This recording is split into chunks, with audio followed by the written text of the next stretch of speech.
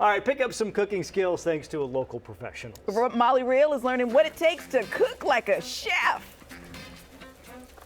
Yes, good morning. Like a chef, and not just any chef. No, this one is Michelin-recognized. And if you've ever eaten at Nixtaco, well, you sure know why. Okay, you guys, this morning we are spending the entire morning with Chef Patricio Wise of Nixtaco. Patricio, you started the brand Nixtaco in 2015, opened the Roseville location 2016. For the past 4 years, you have received a Michelin Bib Gourmand designation. Yeah. Kind of a big deal, huh? Yeah, we thought it was a super big deal when we first got it.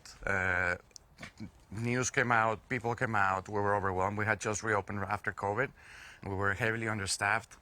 We just got run over. Yeah. Yeah, you became pretty popular. So tell us how it all got started with you in food. I know you grew up in Monterrey in Mexico, and this was kind of a family affair. You just grew up around food. Yeah, I come from a large family. I have 5 siblings.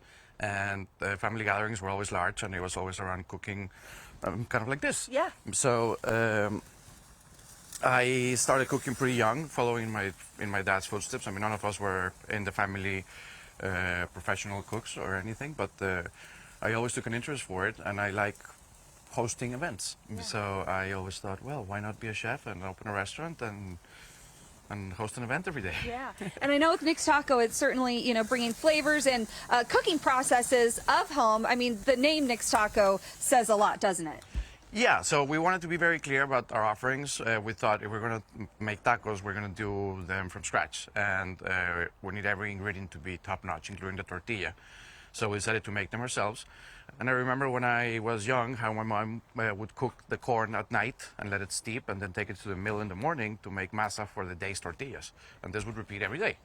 But then Maseca came in, the big Masarina brand, and they opened tortillerias in every supermarket. So it became very convenient to just pick them up when you went to the groceries. And the mills died. They just withered away and they went out of business. So that process kind of like went away entirely, and when I had the opportunity to do it here, I thought, why not? Let's just do it at Nixtaco. We'll cook our corn, we'll get our own mill and grind our masa and make our own tortillas and make our own tacos. And well, it turned out to be a little bit more complicated than I envisioned. But we have it dialed in now. We have a great team, and they know what they're doing, and we're very proud of what's happening there. Yeah. And we make tacos with nixtamal tortillas, therefore the name Nixtaco. Well, it sure is paying off. Okay, we are going to spend the entire morning with you. We are cooking a recipe that you made at home in Mexico. You make it home now. What is the recipe? So it's cortadillo, but the way that we do it here is that... I'm sorry, it's you guys, he owns a couple. No.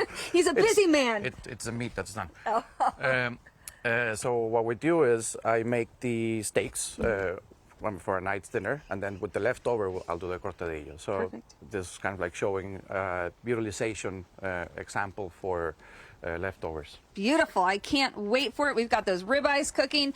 We're going to take a picture right after this. We're going to post it on Facebook. If you have any culinary questions for Chef Patricio, you can ask them there.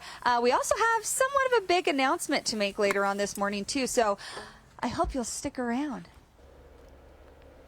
I'm excited. I want to try. I don't live too far from this place. Haven't made it out yet. Yeah. But I hear the tacos are amazing, and I want to see how he makes them too. Well, there you go. There's your chance. It was 2 years ago this month that my son Billy came into the world, and the day that he did, the first thing that I ate after that was Nixtaco. My point being, food is so nostalgic, and so every time I eat Nixtaco, it means just that much more to me.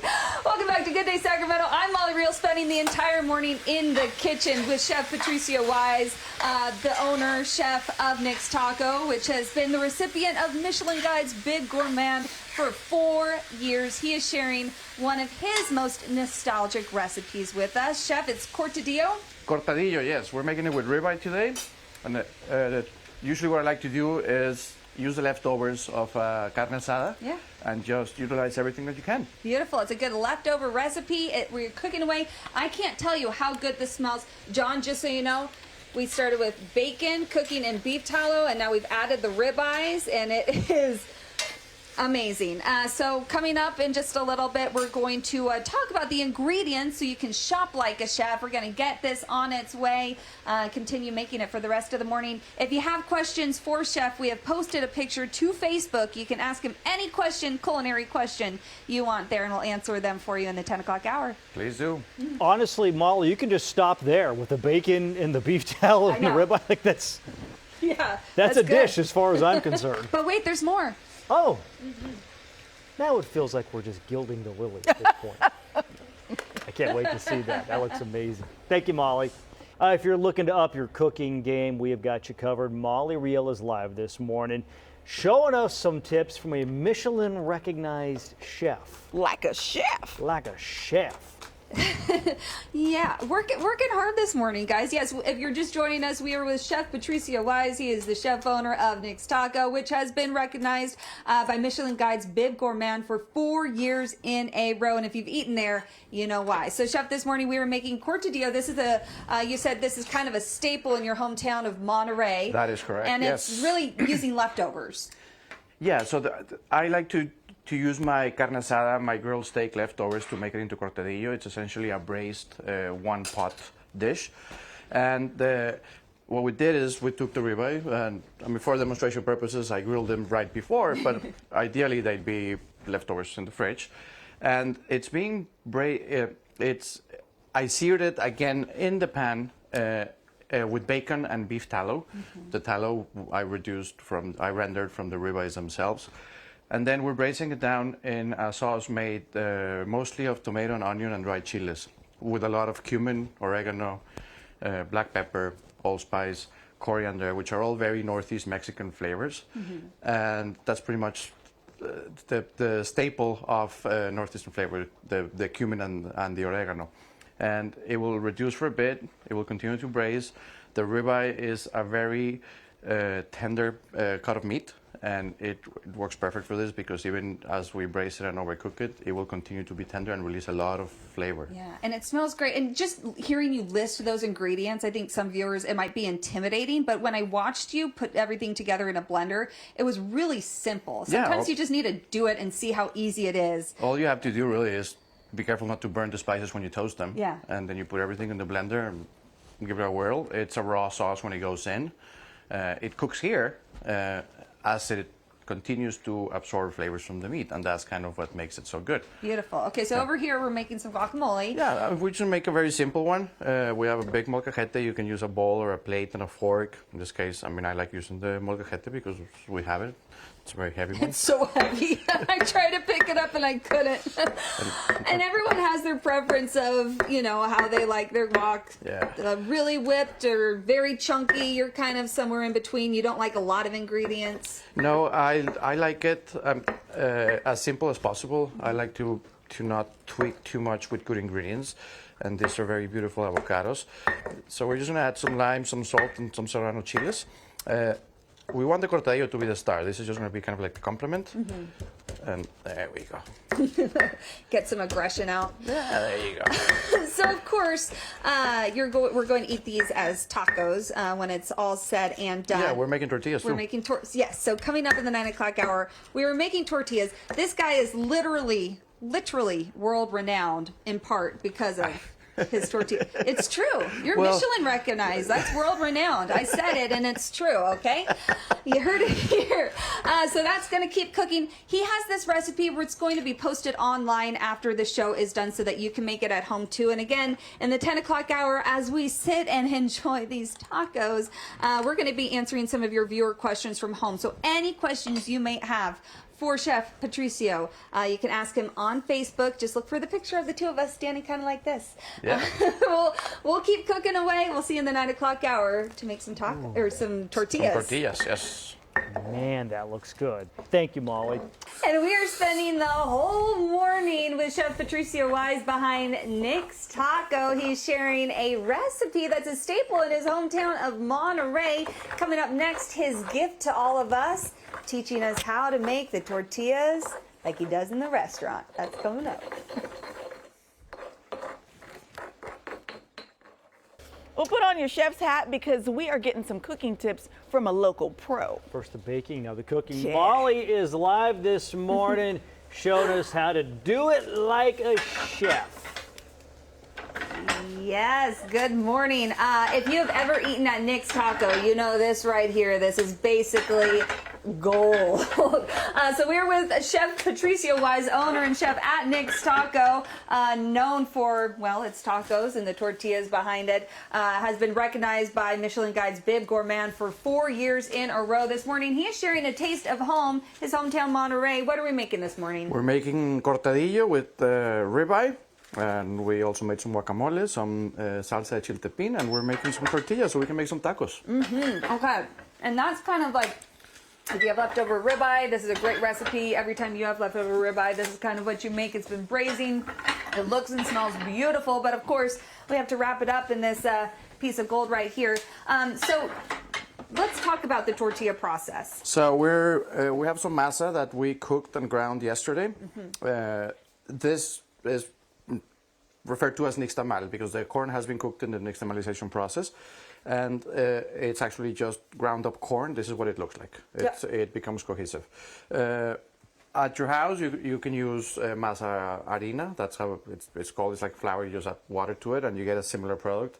It's not the same, but it does work. But there are places where you can get this. Yes, we sell it at You sell Nixtaco. it? Mexican markets around town do as well. You just have to find one that you like and you want to support. And there's a couple tortillerias as well that will do that. Do you want to try making one? I do want to try one. All right. So a lot of people will be watching this. Wait. Oh gosh, I almost made a big mistake. And they'll be thinking to themselves, yeah, maybe I'll just buy a tortilla, which they can do, but tell me why this is so worth it. So now you're going to flip it. Like that? Yep, there you go. And you're going to press again. Okay. Not that hard because you're almost there. Okay. Yeah, that's perfect. One more time, or that's good? No, that's good. Beautiful. Yeah. The difference between a store-bought tortilla and something like freshness. this. I mean, Yeah. the flavor is completely different. There's no additives. There's no preservatives. There's no anything extra. Yeah. And you can taste it. I mean, you just ate one, and I don't know what you were thinking, if you thought you liked it or not, but. Yes. Yes, chef. It's completely different, and there's a flavor to freshly made Yeah. tortillas that you cannot replicate after you reheat them. So this is why, I mean, at least at Nixtaco, we make them fresh and we keep them warm for service. Once you cool them, yeah, you can reheat them, and it does work, but it's not the same as freshly made. Right. And by the way, these tortilla presses, like I have one at home. You can get them Anywhere. online. Yeah, you pretty can get them cheap. online, you can Yeah. get them on Amazon, you can get them at the Mexican markets that we were just talking about. And they just fit really nicely. Okay, so we are wrapping up this cortadillo recipe. We're going to plate it all up and serve it coming up in the 10 o'clock hour. And during that time, as we sit there and eat this and make you all very, very jealous at home, we are also going to sit there and answer the questions that you write on our Facebook page. There's a picture of us right there. You can ask any question you want of Patricio, and he's going to answer them for you. And that includes the question, are you ever going to open another Nixtaco? I mean, they've been asking. Well, we'll get to that. Yeah, Okay. we'll get to it. We've been asking. Also, I have a question. wait. I have a question too, Molly. Can I get some of that? Yes. But you knew that was his We're question. working on it. That just looks I knew like that was it his question. smells I know. amazing.